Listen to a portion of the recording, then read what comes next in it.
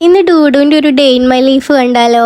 Morning തന്നെ ആള് ഡാഡേനെയും കെട്ടിപ്പിടിച്ച് നല്ല ഉറക്കായിരിക്കും. അതിനിടയിൽ കൂടെ അവനെ ഒന്ന് എണീപ്പിച്ചെടുക്കുന്ന പാട് ഭയങ്കര കഷ്ടാട്ടോ.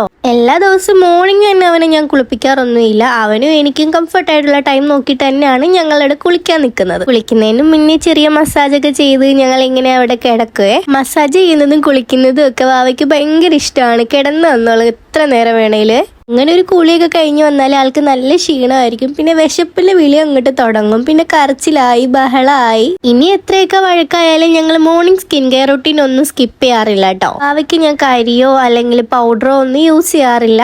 ആകെ ഈ ഒരു സെബാമേഡിന്റെ മോയ്സ്ചറൈസർ മാത്രം യൂസ് ചെയ്യും. സ്കിൻ ഒന്നും മോയ്സ്ചറൈസ് ചെയ്ത് വെക്കാന്ന് മാത്രമേ ഉള്ളൂ കേട്ടോ. ബേബിയുടെ ബെസ്റ്റ് മോയ്സ്ചറൈസിങ് ക്രീം ഏതാന്ന് ചോദിച്ചാൽ ഞാൻ സെബാമേഡ് തന്നെ പറയും. കാരണം നല്ല മോയ്സ്ചറൈസിങ് ക്രീം ആണ് കേട്ടോ. കുറേ നേരം ലാസ്റ്റ് ചെയ്യും. അതുപോലെ തന്നെ അലർജി റാഷ് ഒന്നും അങ്ങനെയൊന്നും ഉണ്ടാവില്ല. അങ്ങനെ ഒരുക്കൊക്കെ കഴിഞ്ഞാൽ ഞങ്ങൾ ഫീഡ് ചെയ്യാനുള്ള ടൈമാണ് കേട്ടോ. ഞങ്ങൾ കുറച്ചു നേരം ഫുഡൊക്കെ കഴിച്ച് ഒന്ന് സെറ്റായിട്ട് പിന്നെ കളിക്കാൻ കിടക്കും. ഡൂഡുവിന് എത്ര ഉറക്ക ക്ഷീണം വന്നാലും ആൾ ഉറങ്ങത്തേ ഇല്ല. ആൾ ഇങ്ങനെ കളിച്ചുകൊണ്ടേയിരിക്കും. എന്നിട്ട് കളിച്ച് ക്ഷീണിച്ച് അവിടെ കിടന്നങ്ങ് ഉറങ്ങിപ്പോവും. അതാണ് സാധാരണ സംഭവിക്കാറുള്ളത്. ഞങ്ങളുടെ ഉറക്കമൊക്കെ 1 മണിക്കൂറൊക്കെ ഉള്ളു കേട്ടോ. അതിൽ കൂടുതലൊന്നും ഞങ്ങൾക്ക് ഉറങ്ങാൻ പറ്റൂല. പെട്ടെന്ന് തന്നെ ആൾ എണീക്കും. ഉറക്കം മതിയായി കഴിഞ്ഞു കഴിഞ്ഞാൽ പിന്നെ കട്ടിലേ കിടക്കില്ല കേട്ടോ. പിന്നെ നമ്മൾ വെളിയിൽ കൊണ്ട് നടക്കണം. ഡാഡയാണെങ്കിൽ കാർ കഴുകുന്നുണ്ടായിരുന്നു. ഞാൻ അവിടെ കൊണ്ട് നിർത്തി കുറേ നേരം അതും കണ്ടുകൊണ്ടിരുന്നു. ഈവനിങ് നമുക്ക് ചെറിയൊരു ഷോപ്പിംഗ് ഉണ്ടായിരുന്നു. അതിന് വേണ്ടിയിട്ടുള്ള പുറപ്പാടാണ്. എപ്പോൾ പുറത്തു പോകാൻ വേണ്ടിയിട്ട് ഡ്രസ്സ് ഇട്ടാലും ആൾക്ക് ഭയങ്കര ഹാപ്പിയാണ് കേട്ടോ.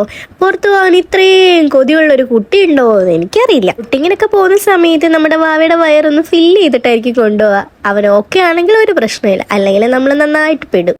ഇപ്പൊ കുറച്ച് ദിവസം കൊണ്ട് ഫീഡ് ചെയ്യുന്ന സമയത്ത് ഫേസിൽ നല്ല എക്സ്പ്രഷൻസ് ഒക്കെ ഇടും. ഇതൊക്കെ എവിടെ നിന്ന് പഠിച്ചാണെന്ന് എനിക്ക് ഇപ്പോഴും ഒരു പിടിയില്ല. സാധാരണ ഞാൻ പുറത്തു പോകുന്ന സമയത്ത് പമ്പ് ചെയ്തെടുത്തിട്ട് അങ്ങനെ ബോട്ടിൽ ഫീഡ് ചെയ്യാറാണ് ഉള്ളത്. പക്ഷെ ഇപ്പൊ എനിക്ക് അതിന് വലിയ ഇൻട്രസ്റ്റ് ഇല്ല. ഭയങ്കര കഷ്ടപ്പാടായതുകൊണ്ട് ഞാൻ നേരിട്ട് തന്നെ ഫീഡ് ചെയ്യാറാണ് ചെയ്യുന്നത്. ഡൂഡുവിനെ ഉറക്കി ഡാഡയ്ക്ക് നൈറ്റ് ഉറക്കം ഇല്ലാത്തത് കൊണ്ട് ഡാഡ എവിടെ ഇരുന്നാലും അവിടെ ഇരുന്നങ്ങ് ഉറങ്ങിപ്പോവും. കഷ്ടമുണ്ടല്ലേ.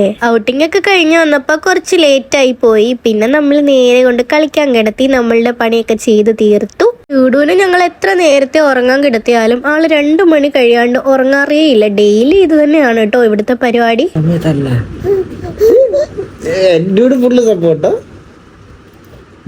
സപ്പോർട്ടാ.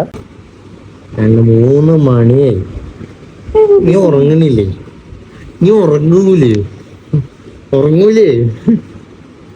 നീ ഉണ്ടക്കണ്ണം വെച്ച് എന്നെ പഠിപ്പിക്ക.